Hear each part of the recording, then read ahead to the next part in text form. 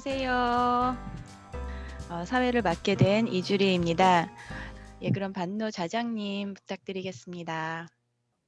ジェジ大学の万野真嗣です。少し早いですけれども、学術大会を始めたいと思います。まずはご参加くださる参加者、討論者、そしてその他、多くの皆様に感謝申し上げます。今回も当然のようにオンラインなんですけれども、実はまだ2回目なんですね。人間はどんなことにもすぐになれる動物だなどと言いますけれども、私たちもすでにオンラインに慣れきっているように思います。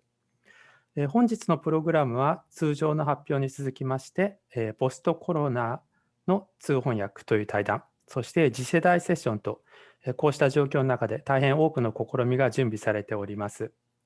UGDA 会長の任期は今月までなんですけれども、その集大成として大変充実した内容になっていると感じました。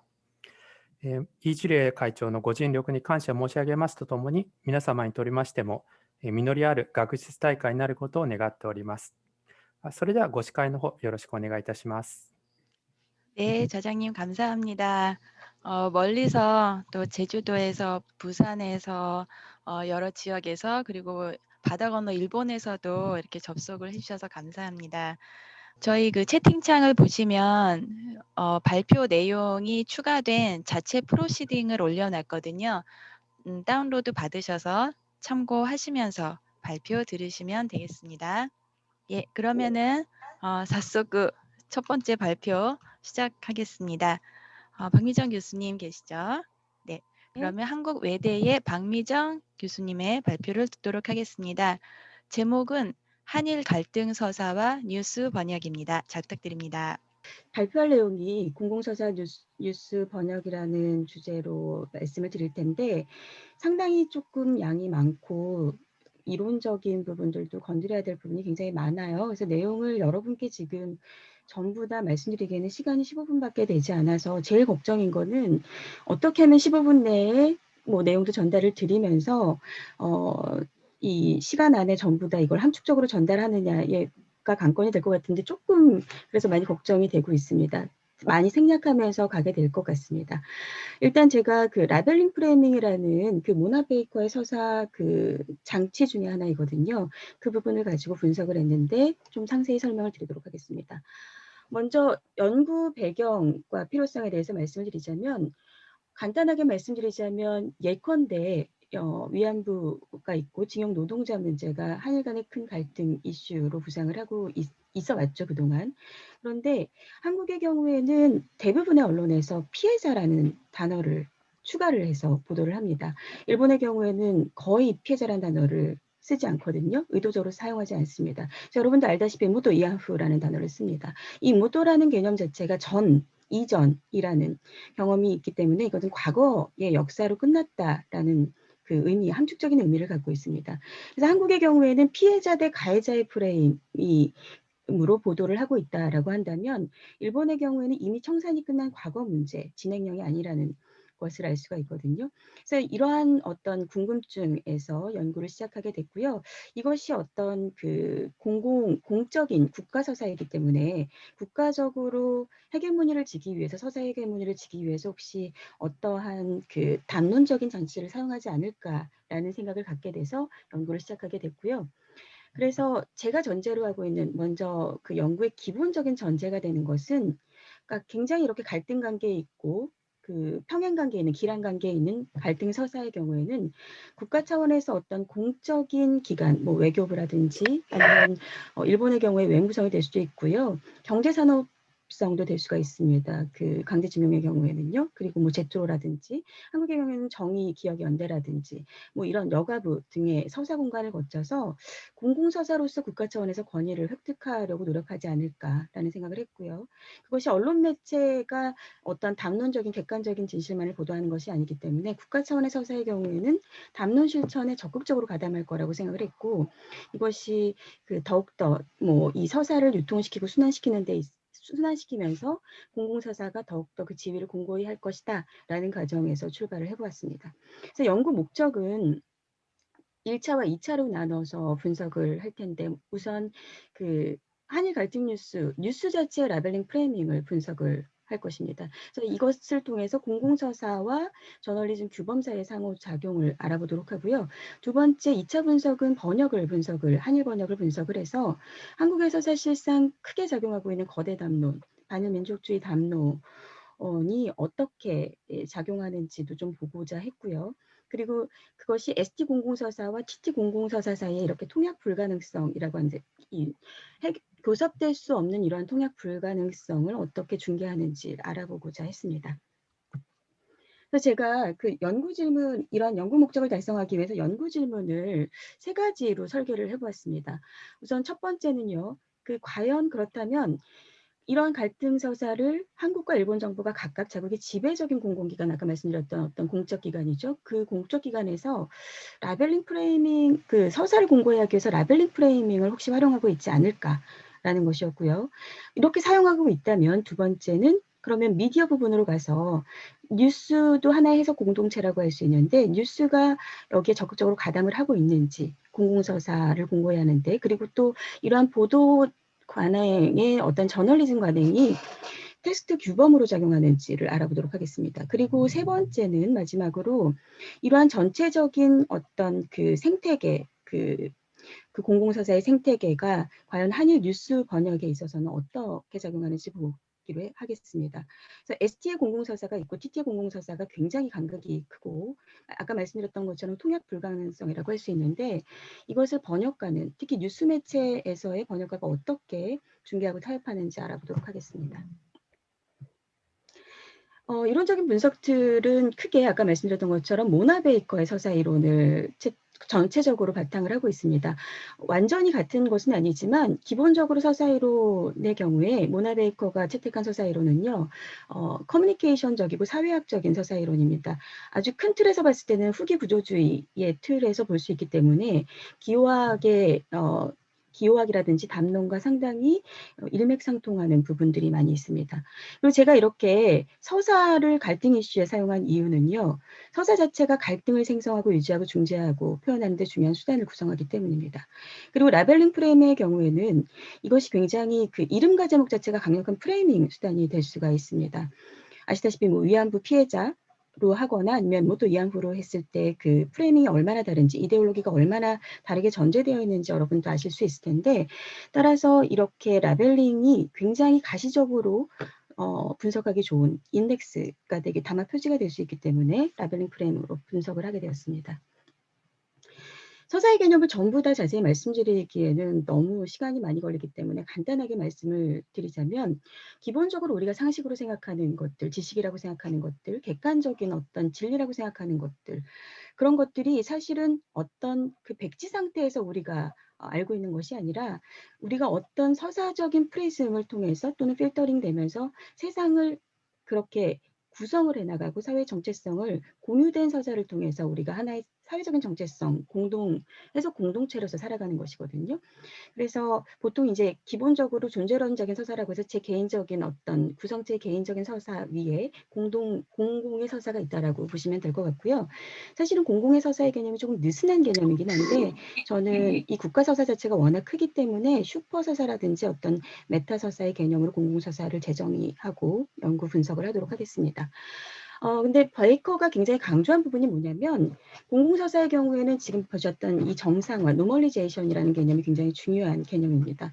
노멀리제이션 어떤 우리가 알고 있는 지식이라든지 그런 상식, 현실이라는 것이 사실은 굉장히 객관적이고 민주주의라고 했을 때 민주주의 국가에서는 이것이 당연히 자명한 진리라고 생각을 하겠지만 표준이라고 생각을 하겠지만 사실은 그것이 그렇지 않다라는 거예요. 다른 각도에서 봤을 때 다른 경쟁 서사 버전이 충분히 있을 수 있다라는 것이거든요.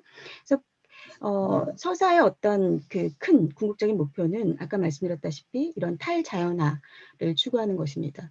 한 발짝 물러나서 보는 것이거든요. 그래서 서사와 푸코의 담론이라든지 바르트의 신화에서 그러니까 일맥상통하게 유사한 부분들이 많이 있는데 그 부분의 경우에 이 정상화, 자연화의 부분이 공통적인 주제라고 할 수가 있겠습니다. 그런 의미에서 저는 논문에서는 담론이라든지 신화의 개념을 상호 교환되는 수로로서 사용을 하고 있습니다. 후기 구조주의 서사 패러다임은 아까 제가 말씀드렸던 것처럼 지금 제가 논의하고 있는 이 서사 패러다임 자체가 후기 구조주의의 맥락 안에 있는 것이거든요. 그래서 간단하게만 설명드리자면 실제 사건 자체가 백지가 아니라는 거예요. 우리는 어떤 걸 이해하기 위해서는 이야기로서 뭔가를 재구성해야 된다는 것이고요. 그럴 때 특정한 일종 프리즘, 특정 관점을 통해서 세상을 바라보게 된다는 것이기 때문에 따라서 절대 객관적인 가치나 진리가 없다라는 것입니다. 그래서 특정 사건에 대해서 우리는 알게 모르게 입장과 성향을 취할 수밖에 없는데 이것 자체가 굉장히 자연화, 표준화 돼버린다라는 것이에요. 그래서 요약하자면 구성주의, 세상을 구성한다라는 것이죠. 객관적으로 원래 존재하는 것이 아니라 구성하는 것이고 그게 자연스럽게 보이도록 자연화시키는 것이고 특정 입장을 취한다라는 것입니다. 담론이 되겠습니다. 그래서 이것이 국가서사의 경우에 갈등서사의 경우는 더욱더 두드러지게 나타난다고 볼 수가 있겠습니다.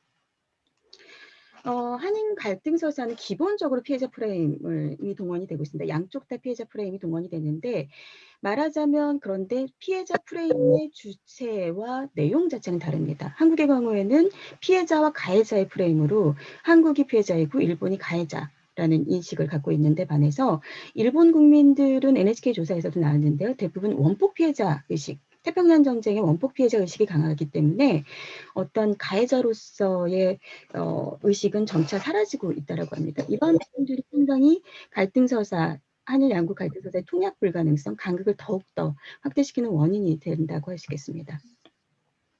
우리가 갈등 이슈에 접근할 때, 서사적으로 접근할 때 내가 연구자가 한국인이기 때문에 민족주의 담론을 바탕으로 접근을 하고 한국 편에 서서 또는 일본 편에 서서 그렇게 그 이데올로기적으로 편향된 접근을 한다면 이건 서사 분석이 될 수가 없거든요. 기본적으로 서사 분석은 동등하게 복수의 경쟁 버전이 잠재적으로 존재한다라는 것을 인정하는 것에서 출발을 해야 됩니다. 그것이 탈자연화로 가는 길이고요. 그래서 라벨링 개념은 아까 말씀드렸던 것처럼 어떤 명칭을 얘기하는데요. 간단하게 말하자면 이것은 하나의 담론 과정입니다. 특정한 입장, 태도를 취하게 하기 때문이죠. 그래서 라벨링의 이제 대표적으로 헷갈리는 부분이 라벨링이 그렇다면 뭘까라고 했을 때 혹시 테러리스트도 역시 가치 중립적이지 않죠. 이데올로기가 들어있고 토착 왜곡라는 말을 들어봤을 때도 알 수가 있을 텐데 이것은 라벨링이 되지 않습니다. 왜냐하면 라벨링의 경우에는 반드시 경쟁하는 복수의 다른 버전이 따로 존재해야 돼요. 그게 2개 이상이 존재해야 됩니다. 그래서 뭐 예를 들어서 위안부에 대해서는 성노예라는 표현도 있을 수 있고 위안부 피해자라는 표현도 있을 수 있고 전 위안부라는 표현도 있을 수 있는 것처럼 이렇게 복수의 표현이 있어야 되고 이것을 크게 나눠봤을 때는 직접적이고 감정적인 표현 대 완고급 표현 또는 라이벌 명칭, 뭐 여러분들 잘 아시다시피 독도나 다케시마 이렇게 서로 통역 불가능한 이런 국가적 라이벌 명칭 등이 여기에 해당이 됩니다. 근데 제 논문에서는 1번을 중점적으로 분석을 했습니다. 그러니까 우한 바이러스를 예로 들자면 우한 바이러스는 기본적으로 이데올로기가 잠재되어 있습니다. 반중 정서가 굉장히 있는 단어인데요. 중국의 어떤 패권이 굉장히 힘을 발휘하면서 모든 글로벌적인 언론에서는 지금 우한 바이러스라는 단어는 공식적으로 거의 사용하지 않고 있습니다. 그렇다고 해서 이 지금 우한 바이러스라는 이 라벨링 자체가 도태된 것은 아니거든요. 어딘가에는 존재를 하고 있습니다. 그 다시 부활할 수도 있고요. 이럴 경우에는 세력이 동등하지 않더라도 이렇게 경쟁하는 버전이 있을 때 이것을 라벨링이라고 합니다. 이제 공공서사로서의 한일 갈등 서사를 좀 알아볼 텐데 기본적으로 한국과 일본의 경우에는 지금 자세히 설명드릴 수는 없지만 뭐 여성가족부라든지 아니면은 일본의 경우에도 뭐 외무성 홈페이지라든지 이런 곳에서 피해자라는 단어를 한국에서는 명시를 하고 있고요. 일본어에서는 모토 이안부라고 하고 있고 강제성에 대해서 이것은 발견되지 않았다라는 부분을 명시하고 있습니다. 강제성과 비자발성이 굉장히 핵심 논쟁이 되고 있기 때문이거든요. 징용 노동자도 마찬가지인데요. 한국에서는 이 피해자란 단어를 반드시 사용합니다. 권위 있는 정치자의 경우는 일본의 경우에는 특징적인 것이 강제징용 노동자 소송 판결이 2018년에 나온 이후로 아베 총리가 선언을 합니다.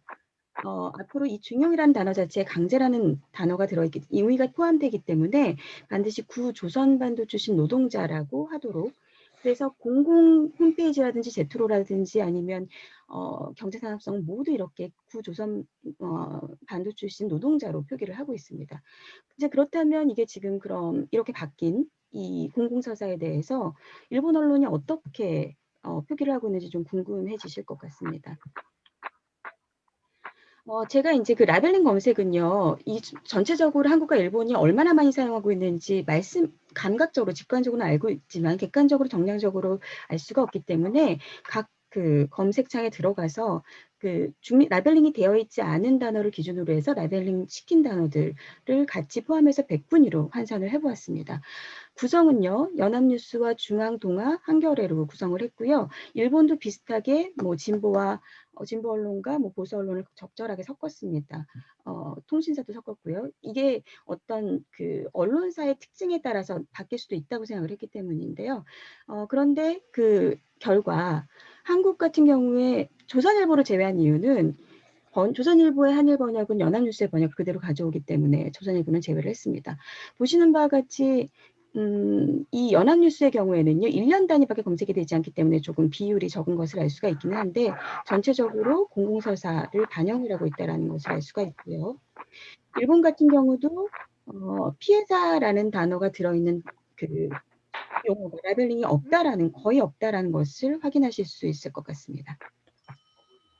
그렇다면 가장 중요한 번역인데요. 번역에서 좀 특징적인 것이 동아일보 번역만 제외하고 연합뉴스, 중앙, 한겨레는 그대로 공공사사의 번역이 상당히 많이 되고 있다는 것을 알 수가 있습니다. 그렇다면 이게 제가 추측을 해봤을 때 연합뉴스와 한겨레는 기자가 직접 언어구사를 할 수 있는 기자가 직접 번역을 작성하기 때문에 어떤 번역 저널리즘 관행이 반영이 됐다라고 할 수가 있고요. 중앙일보와 동아일보 같은 경우는 에디터가 감수를 하는 권위자의 판단에 따라서 이것들이 STT 오리엔티드냐 TT 오리엔티드로 갔느냐의 문제로 갔을 것 같습니다. 제가 지금 이렇게 규범을 알아볼 수 있는 예들을 조금 보여드렸는데요. 이거는 예를 들어서 그런 거예요. 그러니까 직접 인용을 할 경우에도 구한반도 출신 노동자의 경우에 강제징용 노동자라고 이렇게 가로 안에 코멘트를 달고 있죠. 그리고 이렇게 일제징용 피해자 배상 문제라고 한 번 더 강조를 하는 것을 보면 연합뉴스의 경우에는 이게 공공서사의 프레이밍을 따르고 있다는 걸 알 수가 있고요. 이런 식으로 지금 중앙일보라든지 동아일보도 규범을 볼 수가 있습니다. 동아일보만 조금 다른 혼재된 규범을 보이고 있어서 제가 좀 예를 많이 들어서 시간 관계상 말씀 못 드리겠고요. 한겨레도 마찬가지로 공공사사를 따르고 있습니다.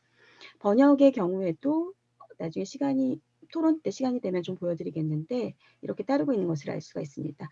그래서 연구 질문에 대한 결론을 말씀을 드리자면 일단 일본의 경우에 이렇게 적극적으로 양국 모두 공공서사를 공적기관에서 프레이밍을 활용하고 있다는 것을 알 수가 있고요.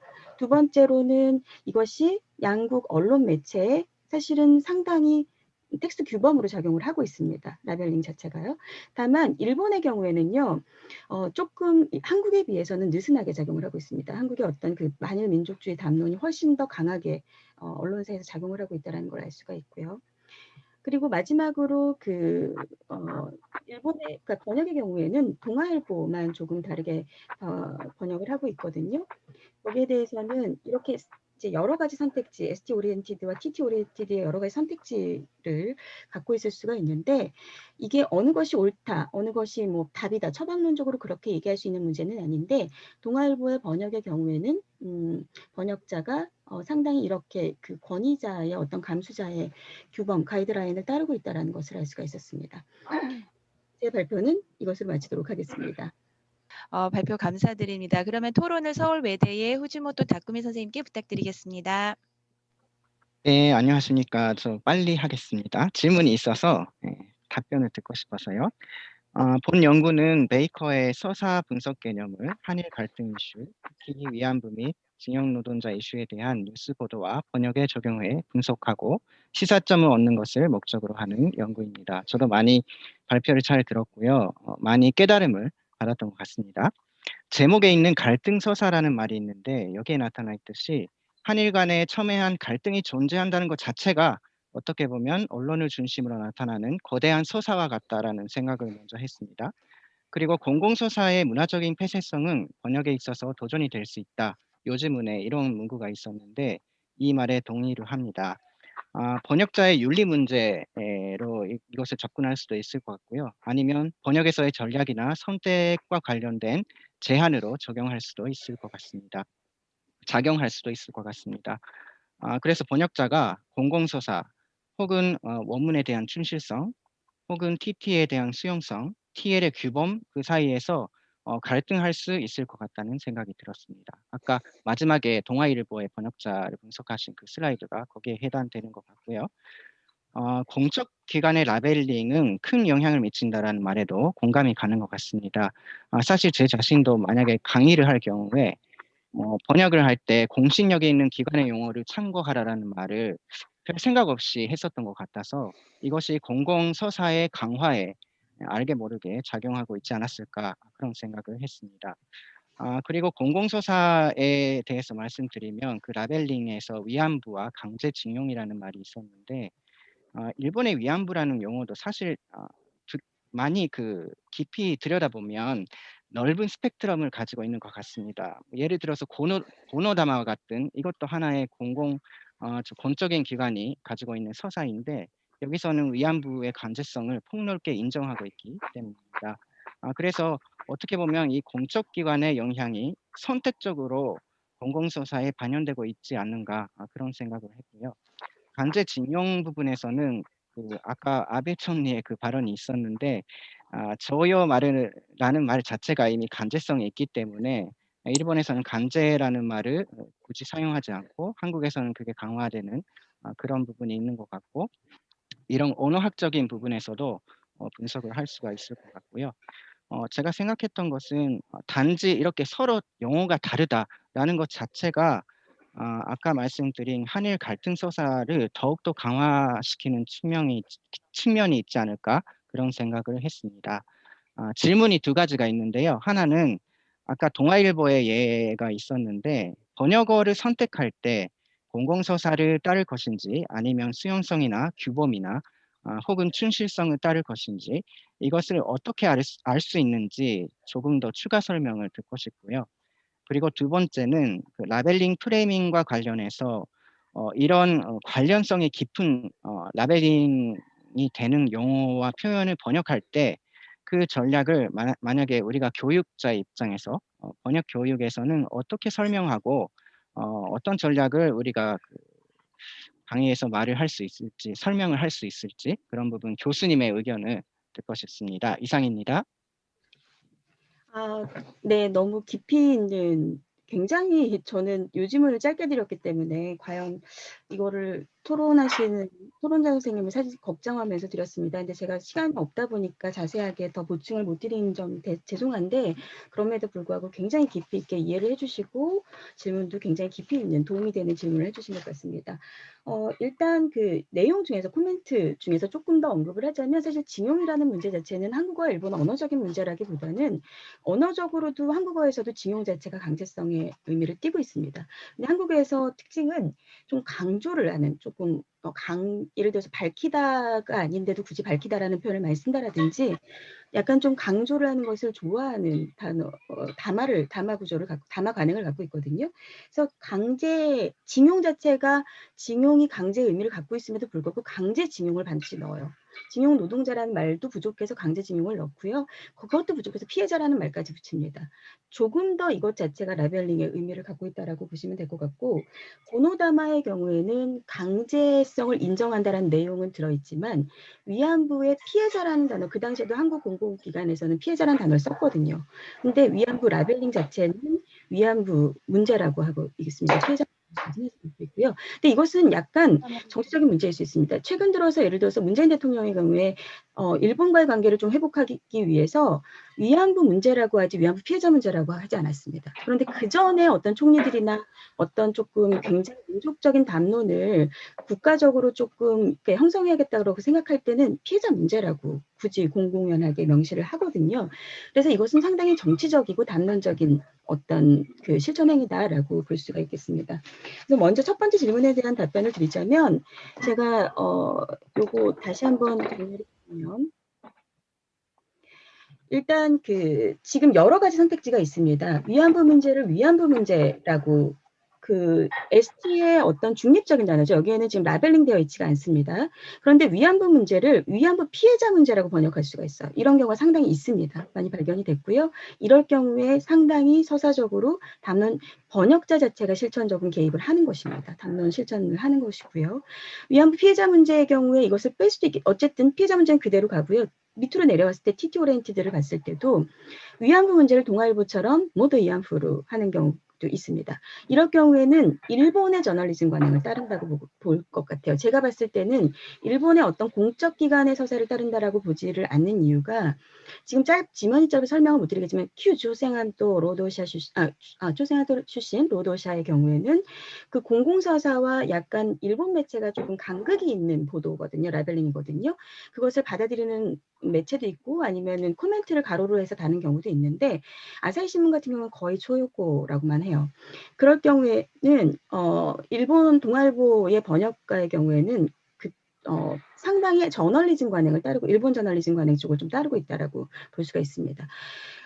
그리고 이제 위안부 피해자 문제를 피해자를 뺀다. 이것 자체도 서사적으로 개입을 한 것이죠. 배제, 선택만 하는 것이 아니라 배제를 하는 것까지도 어떤 서사적인 개입을 하는 어떤 담화 표지라고 판단하시면 될 것 같고요. 마지막으로 이제 교육자의 입장에서 말씀을 드리자면 상당히 어려운 부분인데, 그러니까 번역이 어떤 처방론적으로 교육은 어떻게 설명을 할 수밖에 없는 것이죠. 그런데 서사적인 관점은 제가 서두에 조금 말씀을 드렸었는데 서사적으로 접근을 한다는 것 자체는 기본적으로 하나의 객관적인 진실만 있다라는 걸 전제로 하지 않습니다. 그러니까 윤리적으로 내가 어떤 객관적인 진실을 추구해서 담론을 따르는 처방적인 행위를 했을 때만 내가 윤리적으로 옳고 선이고 그런 것이 아니라 기본적으로 양쪽 그 문화 사이에서 중개를 해야 되는데 선택을 할 수밖에 없는, 그러니까 예를 들어서 아까 텍스트 규범이 너무 강할 경우에는 그 텍스트 규범을 따를 수밖에 없습니다. 실천 행위에 있어서는. 그런데 이 뉴스 같은 경우는 그런데 예를 들어서 제국의 위안부라든지 뭐 이런 어떤 굉장히 그 자체가 이데올로기적인 번역서 또는 문학, 굉장히 큰 서사 장치라고 할 수 있는데 그걸 번역할 때는 번역자의 어떤 선택, 재량이 상당히 많이 작용한다라고 할 수 있거든요. 근데 그 전에 예를 들어서 뉴스라든지 어떤 공공기관의 번역을 할 경우에는요, 제도적인 규범을 따르지 않은 번역 자체가 리젝트를 당하기 때문에 그것 자체는 할 수가 없는 부분인데 제가 강조하고 싶은 거는 이 서사적인 측면을 이해하고 내가 선택하는 것과 모르고 그냥 막연하게 선택하는 것 사이에는 굉장히 큰 격차가 있을 수 있다고 생각을 합니다. 물론 결론적으로는 똑같이 어떤 특정한 선택을 했겠죠. 그런데 서사적인 것을 이해를 한 다음에 내 선택이 어떤 결과를 가져올 거라는 거를 알고 선택하는 것과 아닌 것은 차이가 있을 것이다 라는 그런 설명을 좀 추상적으로나마 학생들에게 하지 않을까라고 생각을 합니다. 너무 시간이 촉박해서 충분히 되지 못한 것 같아서 좀 죄송하고요. 다시 한번 그 사회자 자장님 그리고 토론해 주신 분께 감사 말씀을 드립니다. 감사합니다. 네, 감사합니다. 상당히 민감한 문제고 저희 실무적으로도 교육적으로도 시사하는 바가 많은 문제였던 것 같아요.